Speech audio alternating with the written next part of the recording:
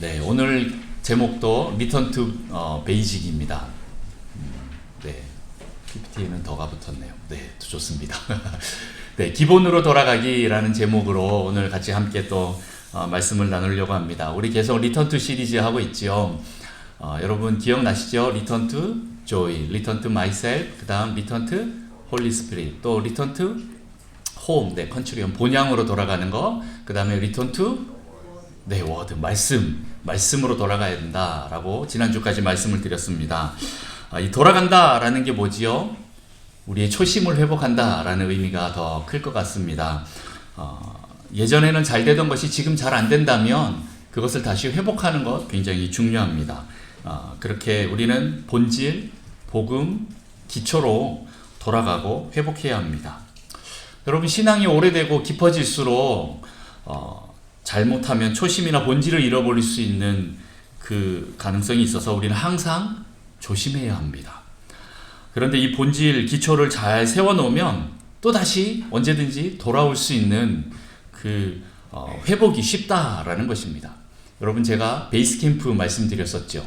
이 베이스 캠프를 잘 구축해 놓는 것, 좀 더 정상에 가깝게 높이 세워 놓는 것, 그렇게 해 놓으면 그 다음에 쉽다라는 겁니다. 혹시 내가 발을 헛디뎌서 굴러 떨어져 갖고 저 밑으로 떨어졌는데도 불구하고 베이스 캠프가 있으면 거기까지 다시 올라와서 거기서 다시 시작하면 됩니다. 거기서 다시 또 힘을 충전하고 에너지를 충전하고 기쁨을 충전하고 해서 또 다시 정상으로 올라가면 됩니다. 저희 교회는 네, 여기서 거의 초신자분은 많이 없으시죠. 진짜 거의 몇 분 안 계시고 거의 대부분이 오래 신앙생활을 했다라고 저는 알고 있습니다.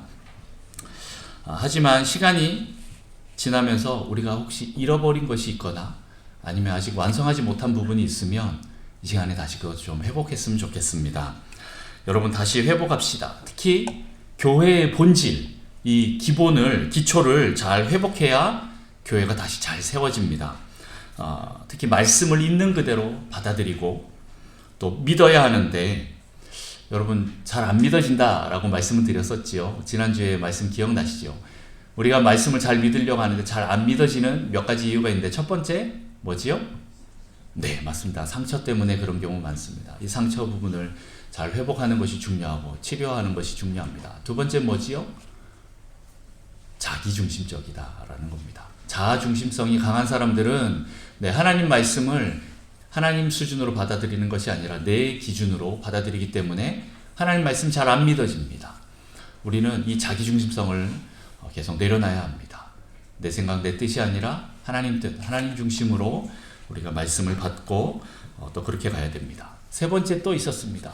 뭐지요? 악한 마귀의 원수가 우리를 계속 방해하기 때문에 이 말씀이 잘 안 믿어지게 됩니다. 어쨌든 이 모든 것들이 상처에서 많이 기인되고 또 자기 중심성이 있게 되고 또 영적 전쟁에 의해서 이런 일들이 있다라는 것을 여러분 기억하시고, 이것들을 잘 회복하는 방법이 뭐라고요? 기도가 필요하다라고 했습니다. 말씀과 기도가 균형을 잡아서 가야 됩니다. 말씀만 그리고 기도만 해서 안 됩니다. 이 두 개가 반드시 필요합니다. 진리의 말씀과 또 이 말씀이 내 삶에서 실체화되기 위해서, 삶으로 살아내기 위해서 애쓰는 시간이 반드시 필요하다라는 겁니다. 그렇게 이것들이 잘 회복되고 말씀이 우리의 삶으로 실체화될 때 이 구원이 이루어지고 하나님 나라의 교회가 잘 세워질 거라고 믿습니다. 그래서 여러분 이미 잘 아시겠지만 오늘 또 다시 한번 이 구원의 기초, 복음의 기초를 다시 한번 좀 잘 상기하고, 혹시 또 모르셨던 분이 있으면 또 새로 알아가는 그런 기쁨이 충만하기를 축복합니다. 자, 오늘 데살로니가 교회를 통하여서 좀 말씀을 살펴보는데, 특히 이제 교회의 기초가 무엇인지, 복음의 기본이 무엇인지 좀 알아보려고 합니다. 여러분, 사도행전 17장에 가면 데살로니가 교회가 나옵니다. 오늘 데살로니가 전설을 읽었는데 이 데살로니가 교회가 있습니다. 사도 바울과 또 그 신라와 또 그 일행들이 2차 전도여행을 떠났는데 아시아에서만 머물지 않고 이제 그리스로, 헬라로 이제 넘어가게 됩니다. 거기서 이제 여러 도시들 중에 데살로니가 도시를 만납니다. 거기에 갔더니 유대인 회당이 있어요. 이들은 유대인이니까 당연히 유대인의 회당에 들어가서 3주간 하나님의 말씀을 강론하는 장면이 나옵니다. 그렇게 하나님의 뜻을 성경을 풀어서 그리스도를 전하고 예수가 그리스도다, 주다라고, 메시아다라고 전합니다. 그랬더니 많은 사람들이 그것을 믿기 시작하는데, 그러니까 어떤 일이 일어납니까? 기존에 있던 유대인들이 시기심이 올라오는 거예요. 꼭 느낌이 굴러온 돌이 박힌 돌 빼는 것처럼 그런 느낌이 들어서 어떻게 합니까? 소동을 일으킵니다. 야손의 집에 머물고 있었는데 소동을 일으켜서 끄집어냅니다. 바울과 실라는 안 보이기 때문에 그 집주인을 혼을 내고 벌금을 내게 합니다. 이렇게 결국에는 바울과 실라를 쫓아내고, 바울과 실라 일행은 데살로니가에 나와서 그 다음에 베레아로 가는 장면이 나옵니다. 그리고 시간이 흐르고 고린도라는 지역에 와서 바울이 고린도 교회를 세우고 있는데 소식이 들리는 겁니다. 데살로니가에 교회가 생겼다고. 지금 이 바울 일행이 데살로니가에 머문 시간이 얼마나 됐다고요? 3주입니다. 이 3주 있는 동안에 3주밖에 내가 복음을 전하지 않았는데 데살로니가에 교회가 세워졌다고? 그것도 다른 지역에서 정말 칭찬하는 믿음 있는 그런 데살로니가 교회가 생겼다고? 깜짝 놀라는 겁니다. 그래서 데살로니가 전서를 편지를 써서 디모데를 통해서 보내는 장면이 오늘 데살로니가 이 전서 편지입니다. 여러분, 3주 동안 복음을 전했는데 거기서 제대로 된 교회가 세워질 수 있을까요? 여러분, 의문이십니까? 네. 근데 됩니다. 네. 오늘 데살로니가 교회는 3주만 복음을 전했는데도 교회가 세워졌습니다. 그것도 유대인의 교회가 아니라 이방인의 교회가 그렇게 세워졌다라는 겁니다. 왜요? 하나님의 말씀, 이 복음이 진리이기 때문에 그렇고, 또 복음 자체에 능력이 있기 때문에 그렇습니다. 또한 하나님의 은혜의 역사가 있기 때문에 이런 일들이 일어날 수 있다라는 겁니다. 3주만 전했는데도 교회가 세워진다라는 거죠. 다시 말해서 바울과 이 실라 일행이 제대로 된 정확한 복음을 전했기 때문에 기초가 잘 닦여져서 그렇습니다. 제대로 된 기초가 세워졌기 때문에 짧은 시간이었지만 정확하게 전했고, 또 그들이 짧은 시간이었지만 삶으로 모델을 보여줬기 때문에 그들도 또 다른 사람들에게 본이 되는, 그런 믿음의 본이 되는 그런 삶을 사는 것을 보게 됩니다. 여러분, 제대로 된 튼튼한 기초, 이게 굉장히 중요합니다. 이게 기초가 잘 세워지면, 여러분 집을 지을 때도 기초가 잘 되면 어떻게 됩니까? 높이 쌓을 수가 있습니다. 네, 우리가 생각하는 그 높은 빌딩 보면 한참 걸립니다. 왜요? 기초를 파고 들어가서 제대로 세우기 위해서 오랜 시간 올라오는 게 안 보입니다. 계속 밑으로 내려가기 때문에 그렇습니다. 그렇게 기초를 세우면, 기초가 튼튼하게 세워지면 그 다음 어떻게 됩니까? 그 다음에 아주 높이 잘 세울 수 있습니다. 이런 것처럼 우리가 복음, 구원에 대한 정확한 진리 위에 세워진다면 흔들리지 않는 교회가 될 수 있습니다.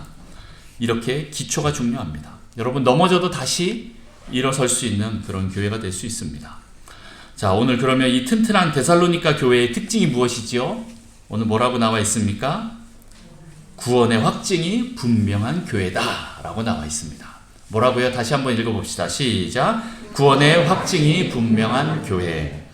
네, 여러분은 구원의 확신이 있습니까? 네, 구원의 확증, 이 확신이 중요한 이유는 무엇입니까? 네, 바로 이 구원의 확증은 교회의 기초를 결정하기 때문에 그렇습니다. 구원에 대한 기준이 분명해야 그 위에 교회가 제대로 세워집니다.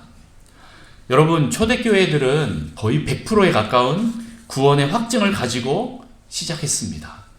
그 당시 초대교회는 아무나 들어갈 수 있는 것이 아니었어요. 또 들어가려고 해도 아무나 받아주지도 않았습니다. 그들은 세례를 받아야 했습니다. 지금으로 치면 세례지만 그 당시에 침례였습니다. 예수님을 주님으로, 그리스도로 고백하는 자들, 그들에 한해서 그 공동체에 들어갈 수 있었고, 그들은 그렇게 전도되었을 때 예수 그리스도를 영접하고 주인으로 영접할 뿐만 아니라 자기의 목숨을 거는 세례식을 통과했습니다. 그렇게 해야만이 교회의 일원이 되었다라는 거예요. 여러분, 주님이라는 단어는 헬라어로 퀴리오스라는 단어인데 이 퀴리오스라는 단어는 누구에게만 쓴 줄 아십니까? 그 당시에 황제에게만 썼던 호칭입니다. 무슨 말입니까? 다시 말해서 이 황제가 나의 주인입니다 라는 뜻이에요.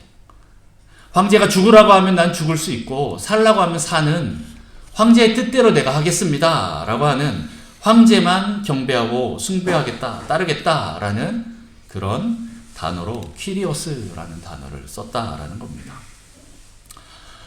그런데 이 퀴리오스, 이 주인님, 주님이라는 단어를 누구한테 쓴다고요? 누구한테 쓴다고요? 예수님께 썼다라는 겁니다. 그 말은 뭡니까? 목숨 걸어야 하는 말이라는 거죠. 예수님을 퀴리오스라고 부른다라는 것은 목숨을 내놓아야만 가능하다라는 건데 그 당시 초대교회의 신앙이 바로 이런 신앙이었다라는 거예요. 목숨을 걸고 성도가 되어야 하는 거예요. 교회에 들어갈 수 있는 거예요. 세례를 받을 수 있는 거죠. 이런 초대교회 성도들은 이 신앙을 고백한 사람들이 모였기 때문에 교인 수가 적어도 아주 강력한 역사들이 나타났다라는 겁니다. 기초가 튼튼한 교회가 되었다라는 거죠. 이렇게 구원의 확증, 구원의 확신 이렇게 정확하게 고백되어야 들어갈 수 있는 곳이 바로 교회입니다. 교회는 아주 분명한 기초 위에 서 있었습니다. 그리고 실제로 그 당시에 순교와 고난의 역사가 많았고 그래서 또 절대 흔들리지 않는 그런 공동체가 되었습니다. 하지만 오늘날 이 현대교회를 우리 한국교회를 보면 한숨이 나옵니다. 왜 교회가 세상에서 욕을 먹고 무기력하고 손가락질을 받는 그 이유가 무엇입니까? 바로 구원의 확증이 없는 사람들이 모였기 때문에 그렇습니다. 로마 교회에 그 당시 로마 시대에 그리스도인 비율이 정확히 집계는 안 되지만 1%가 안 돼서 0.0 몇 프로 이렇게 집계를 합니다. 학자들이. 우리 한국 교회는 한국에는 크리스찬 비율이 몇 프로일까요? 한때는 25%를 찍었지만 지금은 많이 또 떨어졌습니다. 제 생각에는 20%가 안 됩니다. 그런데 그 중에서 구원의 확신을 가지고 있는 사람이 몇 프로인지 아십니까? 통계에 의하면 2%다라는 얘기가 있습니다. 너무 충격적이지 않나요? 교회 나온다고 해서 다 구원의 확신을 가지고 있지 않다라는 겁니다. 구원의 확증이 없는 사람들이 교인일까요? 초대교회에 비하면 아직 정식 교인이 아닐 것입니다. 세례를 받아도 구원의 확신이 없는 삶을 산다면 구원을 이루지 못할 것입니다. 여러분, 구원을 이루려면 구원론에 볼 때 크게 이제 세 가지를 기준으로 놓습니다. 구원론은 굉장히 많은 것들을 얘기할 수 있는데 오늘은 우선 세 가지만 딱 짧게 하고 지나갈 것이 바로 의와 믿음과 삶에 대한 부분이 균형 잡게 나타나야 구원받았다라고 얘기를 합니다. 이 말씀이 어디에서 기초되었을까요? 여러분 혹시 생각나시는 말씀 있습니까? 의인, 믿음, 삶. 하박국서입니다. 하박국서 2장 4절에 보면 보라 그의 마음은 교만하며 그 속에서 정직하지 못하나 의인은 그의 믿음으로 말미암아 살리라 라고 말씀이 나옵니다. 이 말씀을 가지고 신약에 있는 기자들이 인용하면서 구원을 계속 설명합니다. 어디에 나옵니까? 여러분 아시는 거기입니다. 로마서, 그 다음 갈라디아서, 그 다음 히브리서 이렇게 나옵니다. 3번 반복이 됩니다. 이제 바울에 의해서 2번이 반복되고 히브리서에 의해서 또 한 번 더 하는데 많은 사람들이 히브리서가 이제 누가 지었는지 모르지만 어떤 사람들은 바울이다 하지만 저는 바울은 아닌 것 같다라는 생각이 좀 듭니다. 어쨌든 이 세 군데에서 이것들을 받아 쓰는데 강조점이 다 달라요. 자, 첫 번째 로마서에서 나오는 그 말씀은 어디에 포커스가 있을까요? 의인, 믿음, 삶. 이 중에 어디에 포커스가 있을까요? 앞에 의인에 대한 부분이 나와 있습니다. 왜 그렇습니까? 로마서 전체가 의에 대해서 말하고 있어요. 이 명제에서 의로운 사람, 의인, 의가 무엇이냐 거기에 대해서 계속 얘기하면서 이게 해결되어야 한다라고 로마서는 계속 얘기하고 있는 것입니다. 여러분은 의인입니까?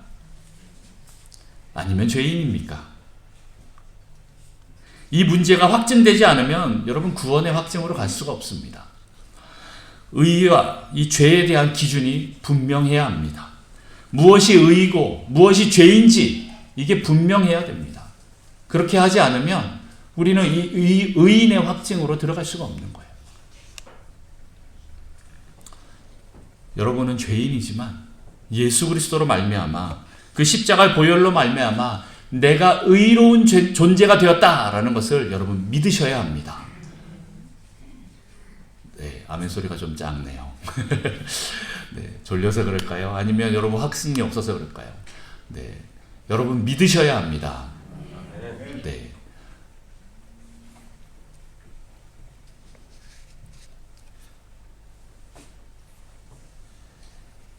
이 확증이 있기를 여러분 축복합니다. 두 번째 갈라디아서에서는 의인, 믿음, 삶 중에서 어디에 포커스가 있을까요? 예, 믿음에 있습니다. 믿음. 네. 왜 그럴까요? 갈라디아서는 율법이 아니라 믿음으로 구원받는다 포커스가 있기 때문에 그렇습니다. 믿음으로 의롭게 된다라는 것을 말하고 있습니다. 여러분은 여러분의 그 어떠함이나 아니면 여러분의 자기의나 아니면 그 율법이 아닌 예수 그리스도를 믿음으로 의롭게 되어 구원받았다라는 것을 여러분 믿으십니까? 네, 여러분 믿으셔야 합니다. 여러분의 어떠함으로 구원받는 것이 아닙니다. 믿음으로 구원받는 것입니다. 이 확증이 있어야 합니다.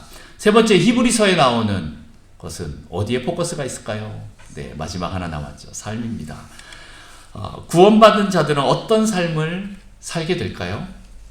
네, 바로 감격과 기쁨과 감사와 하나님을 사랑하는 이 마음으로 살게 된다라는 것입니다. 그러면 그들의 삶은 율법을 이루는 삶. 네, 율법이 뭐지요? 네, 율법의 완성이 뭐지요? 하나님 사랑하고 이웃을 사랑하는 건데 이렇게 사는 것이 힘들까요? 네, 아니면 이들은 감격과 즐거운 마음으로 기쁨으로 할까요? 이들의 삶은 죄를 향해 가는 것보다 점점 죄에서 멀어지는 삶을 자연스럽게 살게 됩니다. 의인, 믿음, 이게 확증된 사람들은 삶을 살아갈 때, 네, 죄와 멀어지는 것이 당연한 것이고, 하나님을 사랑하는 것이, 이웃을 사랑하는 것이 쉬워집니다. 여러분, 이웃 사랑하는 게 쉽습니까? 하나님 사랑하는 게 쉽습니까? 안 쉽습니다. 어렵지요. 네, 예수님이 왜 하필 원수를 사랑하라고 해서 내 옆에 같이 살고 있는 이 원수를 어떻게 사랑하냐고 돌아버리겠다고 아무리 하려고 해도 안 된다고 이렇게 하나님 앞에 하지만 여러분이 하나님 앞에서 사랑받은 존재라는 것이 깨달아지면 용서받은 존재라는 것이 깨달아지면 그 다음에는 내 옆에 있는 원수를 사랑하는 게 됩니다. 네, 이미 잘 실천하고 계시는 분들 계실 줄 압니다. 네, 안 되시는 분들 괜찮습니다. 네, 처음부터 잘 되는 거 아닙니다. 그럼에도 불구하고 우리가 하나님 앞에서 그 사랑, 용서, 긍휼을 받으면 어떻게 됩니까? 이게 됩니다. 점점 구원을 이루어가는, 구원을 완성하는 삶을 살 수 있게 된다라는 것입니다. 오늘 데살로니가 성도들은 바울과 실라의 일행이 와서 복음을 전할 때 분명한 진리를 들은 것도 있지만 그들의 삶을 보았습니다. 다시 말해서 삶으로 전도를 당했다라는 거예요. 말씀으로도 전도됐지만 그들의 삶도 보았다라는 겁니다. 그러니까 이들이 떠나고 난 뒤에도 우리도 저렇게 살아야지 하면서 그 본을 따라서 살다 보니까 어떻게 됩니까? 다른 사람들도 이 데살로니가 사람들을 본으로 삼습니다. 할렐루야. 네, 이런 구원을 확증하는 삶을 살 때 그들이 본이 되는 삶, 칭찬을 받는 삶을 살게 된다라는 겁니다. 자, 그러면 오늘 데살로니가 교회 교인들을 보면서 이들이 어떻게 구원의 확증을 이루었는지 한번 빨리 살펴보도록 하겠습니다. 갈 길이 멉니다. 네, 그러나 빨리 좀 한번 달려봅시다. 첫 번째, 데살로니가 교인들의 구원의 확증 첫 번째는 택하심을 아는 것입니다. 우리 4절 말씀 같이 한번 좀 다 같이 읽어볼까요? 4절 말씀 읽습니다. 시작.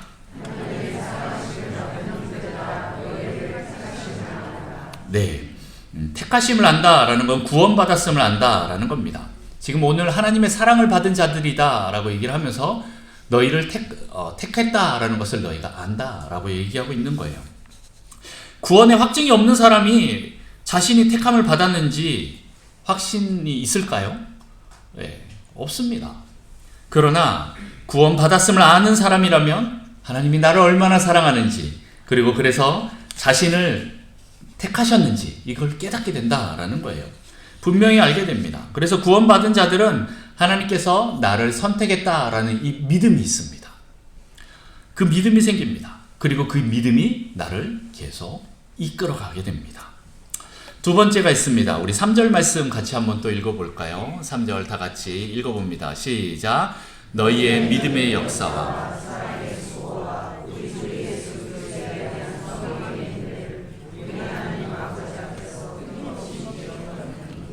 아멘. 네. 구원의 확증 첫 번째는 택하심을 아는 거고, 두 번째는 믿음, 사랑, 소망이 있음을 압니다. 이제 사도 바울이 다른 데에도 믿음, 소망, 사랑에 대해서 기록하고 있는 거 아시죠? 고린도전서 13장에도 보면 13절에 그런즉 믿음, 소망, 사랑은 항상 있을 것인데 그 중에 제일이 뭐라고요?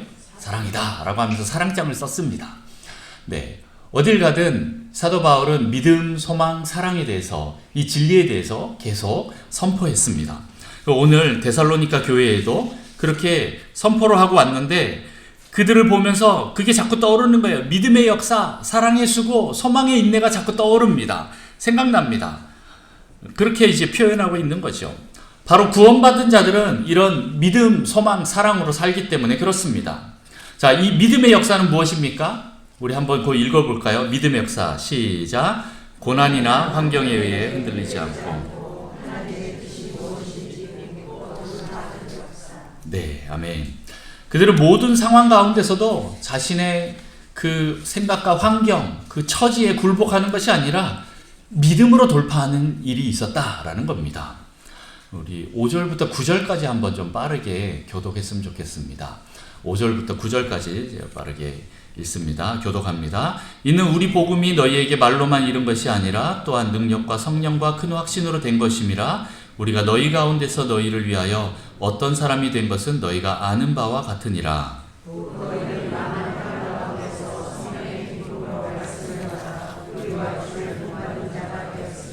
그러므로 너희가 마게도냐와 아가야에 있는 모든 믿는 자의 본이 되었느니라.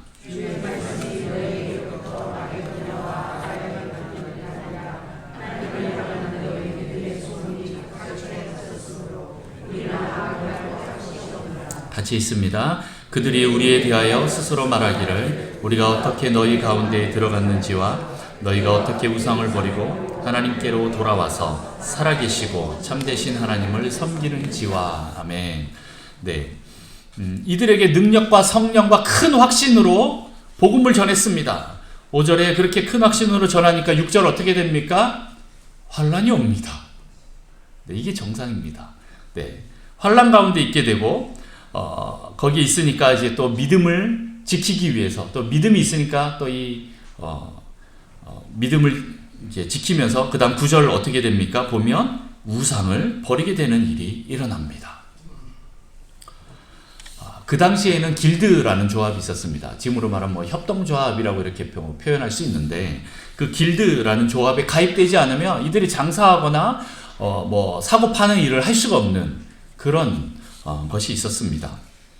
거기 안에 들어가지 않으면 안 되는 거예요. 그래서 이 길드는 굉장히 중요한 끈끈한 커뮤니티를 형성을 했는데, 문제는 그 안에 자기네 그 길드에 수호신이 있었어요. 우리는 뭐를 이렇게 섬기는 거니까, 또 무슨 일을 하니까 무슨 신을 섬긴다라고 하면서 신을 섬겼는데, 오늘 교인이 된 이 데살로니가 성도들이 길드에 가입하고 있다가 보니까 이게 우상이라는 걸 알았어요. 천지 만물을 지으신 하나님이 아닌 다른 것을 섬기고 있는, 만몬을 섬기고 있는, 또 탐욕을 섬기고 있고 음란을 섬기고 있고 자기 자신을 섬기고 있는 그 모습들을 보니까 어떻게 합니까? 더 이상 거기에 있을 수가 없는 거예요. 그래서 데살로니가 성도들은 차라리 굶으면 굶겠다, 죽으면 죽겠다라는 그 믿음으로 길들을 탈퇴하고 모든 것을 하나님께 맡기게 됩니다. 이런 믿음의 역사가 있는 교회였다라는 거예요. 하나님의 뜻이라면 고난이 와도 목숨을 걸고 그 뜻을 받들어 돌파해야 합니다. 내 이성과 경험, 자신의 수준을 의지하지 않고 오직 말씀을 받아 믿어서 하나님이 원하시는 수준에 이르는 것을 해야 됩니다. 구원받은 성도라면 이런 믿음의 돌파가 있어야 합니다. 여러분 모두 믿음의 역사가 있는 성도가 되시기를 축복합니다. 두 번째는 사랑의 수고입니다. 한번 읽어볼까요? 시작. 희생과 손해를 감수하고 가난한 자와 약한 자를 돕는, 네, 이 사랑의 수고가 있다라는 겁니다. 그런데 이 성도들은 희생과 손해를 감수할 뿐만 아니라 의를 위하여 핍박받는 삶을 선택하는 그 일에 주저함이 없었다라는 거죠. 그 수준까지 올라갔다라는 겁니다. 예수 믿는다는 것은 베풀고 포기하고 손해를 보고 가난한 자를 돕고 주는 일에 주저함이 없음을 말합니다. 이것이 사랑의 수고입니다.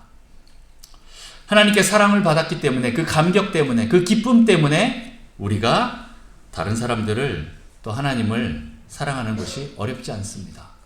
아까 전에 원수를 사랑하는 게 쉽습니까? 어렵습니까? 했을 때 여러분, 쉬워요? 어려워요? 너무 어렵지요. 그런데 반대로 사랑하게 되면 사랑하는 건 쉽습니다. 마찬가지예요. 우리가 다른 사람들을 섬기는 게 어려울 수 있지만 내가 사랑을 온전하게 받은 것이 깨달아진다면 그 다음에는 쉬워집니다. 그렇게 되면 그 사람들의 사랑의 수고가 수고일까요? 우리 입장에서 보면 와, 저 사람 정말 수고한다 이렇게 할 수 있지만 본인 입장에서는 수고가 아니에요. 여러분, 여러분의 자녀들을 키울 때 정말 표현이 그렇잖아요. 나를 갈아 넣는다라는 표현을 쓰잖아요. 그런데 이게 수고로 느껴질까요? 나중에 커서 이 아들, 딸이 나한테 효도하지 않고 내 노후를 책임져 주지 않으면 막 화가 날까요? 네. 어떤 부분은 이렇게 못되게 하면 이제 화가 나겠지요. 그런데 내가 내 자녀를 사랑하기 때문에 그동안 했던 수고를 돈으로 갚으려고 하면 그 자녀가 평생 갚아도 못 갚는 거지요.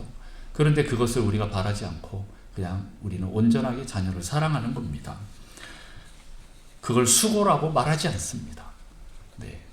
그런데 이 데살로니가 성도들은 어떻게 합니까? 그 수고를 정말 많이 했어요. 우리가 볼 때는 정말 수고인데 그들은 왜요? 사랑했기 때문에 그건 수고가 아니죠. 우리 입장에서 이제 사랑이 수고라고 얘기를 하는 겁니다. 하나님께 사랑을 받았기 때문에, 그 기쁨 때문에, 그 감격 때문에 기쁨으로 헌신하고 사랑하는 것입니다. 여러분의 이 수고를 통하여서 사랑이 공동체와 이 지역사회로 흘러가기를 축복합니다. 네, 세 번째는 우리 주 예수 그리스도에 대한 소망의 인내라는 것입니다. 같이 한번 읽어볼까요? 시작. 예수 그리스도의 강림을 소망하며 인내하는 것. 네, 이 데살로니가에서 소망이라고 하면 무엇을 말하는 걸까요? 바로 주님의 강림을 얘기하는 것입니다. 예수님이 다시 오실 것을 한순간도 놓지 않고 끊임없이 환난과 핍박의 시간을 감내하면서 참고 기다릴 줄 아는 그런 성도였다라는 겁니다. 이런 자들에게 삶의 열매가 있습니다. 이렇게 재림에 대한 소망의 인내를 이루는 자들을 우리는 구원의 확증이 있는 성도다라고 말을 합니다. 구원의 확증이 있는 성도는 예수님이 다시 오신다라는 것을 알고 그렇게 인내함으로 끝까지 달려가는 자들입니다. 여러분, 예수님 다시 오십니다. 기억하십시오. 믿으십시오. 반드시 마지막 때가 오고 예수님께서 오셔서 그때는 심판주로 오시고 또한 예수님을 믿는 자들에겐 구원주로 오실 것입니다. 여러분, 지지난주 말씀드렸죠? 우리 반드시 본향으로 돌아갈 것이라고. 네, 그때가 반드시 올 것입니다. 여러분 기억하십시오. 여러분도 인내로 재림의 소망의 열매를 맺는, 그래서 드러내는 여러분 되시기를 축복합니다. 네, 시간이 많이 흘렀지만 그럼에도 불구하고 또 세 번째까지 넘어가겠습니다. 큰 세 번째, 삶으로 살아낸다라는 것입니다. 자, 구원의 확증을 드러내는 것은 바로 삶으로 살아낼 때 이것이 확증된다라고 표현될 수가 있습니다. 그리스도인이 삶으로 살아내기 위한 성품들이 있습니다. 오늘 세 가지가 있습니다. 뭐지요? 집중력, 결단력, 인내력입니다. 네, 이 성품들은 천부적으로 주어진다기보다는 하나님의 영이 우리 안에 들어오면 그 다음에 이런 성품들을 갖게 되는 후천적인 부분이 큽니다. 성령님이 오시면 말씀을 받을 때 이러한 성품으로 반응해야 하고 또 삶으로 살아낼 수 있고 그렇게 할 때 우리는 열매를 맺을 수가 있는 것입니다. 자, 우선 집중력 잠깐 한번 좀 살펴봅시다. 여러분 집중력이 좀 떨어졌지요? 네, 조금만 더 이제 달려봅시다. 집중력입니다. 우리 8절 말씀 같이 한번 읽어볼까요? 8절 시작.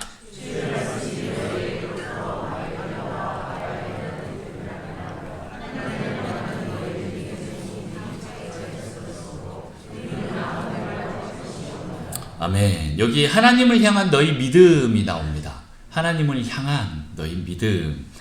네, 데살로니가 교회는 복음을 받자마자 즉각 어떻게 됩니까? 그들의 마음이 하나님을 향합니다. 네, 그 믿음을 가지는 거예요. 이것은 하나님을 향한 마음이고 이건 또 다른 말로 방향성을 말하는 거고 동시에 집중력을 말합니다. 우리의 신앙생활은 내가 얼마만큼 애쓰고 노력하느냐에 달리지 않고 얼마만큼 그분께 집중하느냐에 달려 있습니다. 그분을 얼마만큼 바라보느냐, 집중하느냐, 이게 중요한 거예요.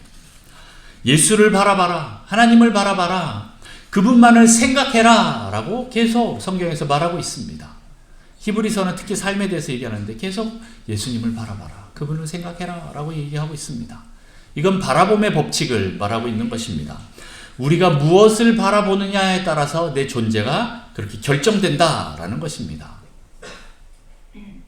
시간이 없어서 금방 지나가겠지만 야곱이 그 양을 칠 때 어떻게 합니까? 새끼 물 먹고 새끼 베는 그 양 앞에 알록달록한 가지들을 꽂아 놓습니다. 그랬더니 새끼가 어떤 새끼가 나와요? 네, 알록달록한 아름진 것들이 나옵니다. 바라봄의 법칙인 거예요. 네. 여러분 무엇을 바라보느냐에 따라서 여러분 존재가 결정됩니다.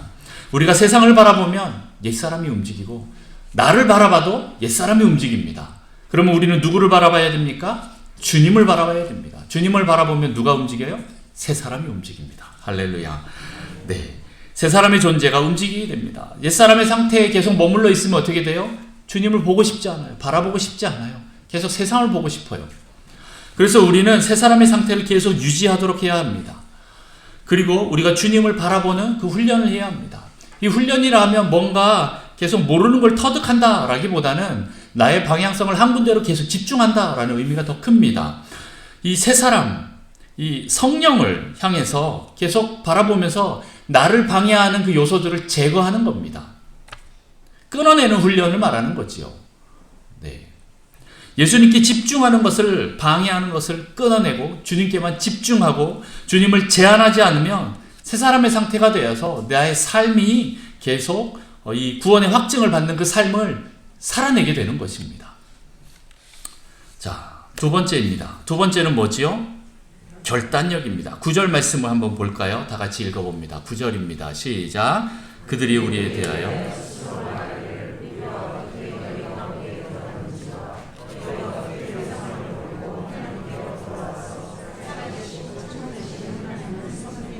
아멘. 여기서 이제 우상을 버렸다라고 하는데 이것은 결단력을 의미합니다. 네, 하나님의 거룩한 영이 들어오면 거룩하지 않은 것들을 끊어내게 되어 있습니다. 성령이 오시면, 성령의 불이 오면 어떻게 합니까? 우리 안에 있는 거룩한 것과 거룩하지 않은 것을 분리해냅니다.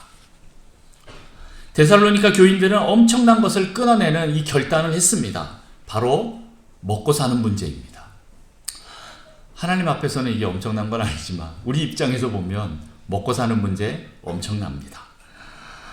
무엇을 먹든지 마시든지 입든지 다 그분께 맡기는 그 결단은 실은 구원의 표징입니다. 내가 구원받았다라고 하는 것은 이 먹고 마시는 문제, 먹고 사는 문제를 하나님께 드린다, 맡긴다라는 의미입니다. 어쨌든 하나님이 아닌 것, 거룩하지 않은 것, 이것들을 끊어내는 결단이 필요합니다. 오늘 데살로니가 그 사람들은 우상을 섬기지 않고 하나님만 섬기기 위해서 길들을 탈퇴하는 그 결단을 합니다. 그래서 그들은 더 큰 환난과 고통이 있었습니다. 그러나 그들은 결단하고 끊어냅니다. 마치 다니엘이 고기를 먹지 않겠다, 안 먹겠다라고 결정하고 기도하는 것처럼, 그리고 느헤미야 시대 때 우리가 정말 다시 말씀으로 돌아가겠다라고 해서 이방인과 결혼하여서 낳은 그 자식들까지 끊어내는 그런 결단력이 필요합니다. 이런 결단력이 있을 때 구원의 확증을 이루는 삶을 살게 될 것입니다. 여러분의 생업, 여러분의 진로, 결혼하는 그 배우자 선택하는 것, 여러분이 모든 선택하는 그 이유가 무엇이 되어야겠습니까? 내가 잘 먹고 잘 사는 데에만 포커스가 맞춰야겠습니까? 아니면 내가 하나님을 선택하고 내가 손해보더라도 온전히 하나님을 위해서 결단하겠다라는 그것이 필요하겠습니까? 여러분, 미지근한 성도가 아니라 결단력 있는 성도가 되시기를 축복합니다. 세 번째 어떤 것입니까? 인내력입니다. 우리 10절 말씀 같이 한번 빨리 읽어봅니다. 시작. 또 죽은 자들 가운데서 다시 살리신 그의 아들이 하늘로부터 강림하실 것을 너희가 어떻게 기다리는지를 말하니 이는 장래의 노하심에서 우리를 건지시는 예수시니라. 네, 예수님의 강림, 이 재림을 기다리려면 인내심이 필요합니다. 인내력이 있어야 합니다. 이 땅의 많은 교회와 교인들이 타락하는 근본적인 이유는 예수님 재림한다라는 것에 포커스가 없기 때문에 그렇습니다. 재림에 대한 사모나 기다림이 없어서 실은 타락하는 것입니다. 여러분의 최대 소망, 인생의 최대 목표가 무엇입니까? 그분의 강림입니다. 예수님의 재림입니다. 예수님의 강림을 사모하는 자는 결국에는 이 인내심을 가지게 되어 있습니다. 여러분, 기도 조금 하다가 에이 안 되네 하고 턱 쓰러지고, 에이 하나님이 안 이뤄주시네 하고 턱 쓰러지고, 에이 헌신해도 소용없네 하고 턱 쓰러지고, 그러면 안 됩니다. 인내심 없이 살아가는 그런 신앙은 하나님의 뜻을 이루지 못합니다. 여러분, 기도할 때도, 여러분의 삶을 살아갈 때도 인내심 있게 끝까지 가야 합니다. 우리의 최대 목표인 예수 그리스도의 그 재림을 향해서 우리는 계속 달려가야 합니다. 우리 인생의 결론은 언제 납니까? 그때 납니다. 지금이 아닙니다. 여러분, 옆 사람과 비교하지 마십시오. 옆에 교회와 비교하지 마십시오. 옆집하고 비교하지 마십시오. 비교하면 인내할 수가 없어요. 네. 내가 나의 목표를 바라보고 끝까지 인내하면서 가야 됩니다. 그때 거기서 결론이 납니다. 우리 수많은 어머님들이 자식들을 잡는 이유가 뭡니까? 네, 옆집 애들하고 비교해서 그렇습니다. 참 저도 조금 지금 안타까운 게, 우리 아들 은결이가 태어나서 한 돌쯤 되었을 때 옆집에 한 달 차이 나는 애가 있는데 돌이 됐는데 기저귀를 뗀 거예요. 깜짝 놀랐어요. 그래서 우리도 그 다음 날부터 야 너도 떼야 되지 않겠냐고 기저귀를 베끼고 했는데 애가 이게 스트레스가 되는지를 몰랐어요. 나중에 알았어요. 애들을 그냥 자연스럽게 뗐어야 되는데, 네. 우리 아이들이 좀 더디다 하더라도 여러분 인내심을 가지고 기다려주면 나중에 다 하게 되어 있습니다. 조금 더딘 애들은 그릇이 커서 좀 늦게 차는구나 이렇게 생각하시면 됩니다. 좀 늦게 해도 괜찮습니다. 기다려줘야 됩니다. 근데 기다려주지 않으면 어떻게 됩니까? 애를 잡는 거죠. 왜요? 불안하니까, 두려우니까, 우리 애들 잘못될까 봐. 못 기다리고 그 아이들 잡으면, 다그치면 안 됩니다. 여러분, 지그시 기다리십시오. 네. 우리 자녀들도 반드시 돌아올 겁니다. 여러분들 기도하고 있으면 반드시 잘 될 겁니다. 주님께서 그날에 여러분들 다 응답하실 것입니다. 조지 뮬러의 그 친구 보십시오. 네, 자기가 죽고 나서 그 안 믿던 친구가 다시 돌아오는 그 역사가 있었던 것처럼 우리는 모릅니다. 내가 눈 감을 때 혹시 그 응답을 못 받았다 하더라도 주님 다시 오실 때 어떻게 될지 모릅니다. 네. 저희 어머니가 돌아가실 때 저는 신학교를 가지 않았었습니다. 목사가 되지 않았었습니다. 근데 저희 어머니 소원이 제가 목사가 되는 것이 꿈이었습니다. 언제요? 네, 신혼 첫날 밤에 저를 가지기 전부터 저희 아버지를 설득해서 첫 아들을 놓으면 뭐 할 거냐. 네, 하나님께 드리자라고 해서 했는데 돌아가실 때 그걸 못 봤어요. 그러나 다 됐습니다. 네, 어머니 기도 때문에 제가 이렇게 있는 것입니다. 여러분 기도하십시오. 그러나 인내력을 가지고 인내심을 가지고 끝까지 기도하십시오. 집중력, 결단력, 인내력은 성도들이 구원의 삶을 살아내기 위한 필요한 성품들입니다. 이것을 내 힘으로 하려고 하면 잘 안 됩니다. 어떻게 해야 됩니까? 성령님이 필요합니다. 성령님을 의지해야 됩니다. 성령님이 우리에게 오시면 이 모든 것을 이룰 수 있도록 우리를 훈련시키고 만들어 가십니다. 저도 처음부터 이런 성품이 있는 게 아니었습니다. 제 성품 좀 지랄 같았습니다. 그런데 하나님 만드셔서 그나마 지금 이렇게 조금 사람같이 되었습니다. 조금 사람같이 되었어. 하나님 계속 만들어 가시는 거예요. 성령님이 계속 만들어 가시는 거예요. 여러분 성령님을 의지하십시오. 그러면 성령님의 그 성품이 우리에게 주셔서 우리 교회 이름처럼 성령의 열매를 맺는 성실교회가 될 것입니다. 북성실교회가 될 것입니다. 그럴 때 우리는 삶으로 살아내는 구원의 확증을 가진 확신을 가진 성도다. 저 사람이 진짜 크리스찬이다. 교인이다 라고 다들 칭찬하는 그런 자들이 될 걸 믿습니다. 말씀을 정리합니다. 여러분 우리는 복음의 기초로 돌아가야 합니다. 구원의 확증이 있는 성도 교회가 되어야 합니다. 내가 의로운 존재가 되었음을 믿고 삶으로 살아내야 합니다. 데살로니가 교회처럼 우리 안에 믿음, 소망, 사랑이 이루어지는 그런 삶을 살아야 합니다. 주님을 집중하고 바라보고 그 삶을 결단하고 인내할 때 그 일들이 일어나게 됩니다. 그동안 한국교회가 손가락질을 받았던 그리고 무기력하고 삶으로 살아내지 못한 것은 이런 구원의 확증이 없다라고 말해도 과언이 아닌 것입니다. 여러분 우리 모두 다시 기본으로 돌아가서 우리가 기초를 다시 다집시다. 그래서 이 위에 주님의 교회가 우뚝 서기를 원합니다.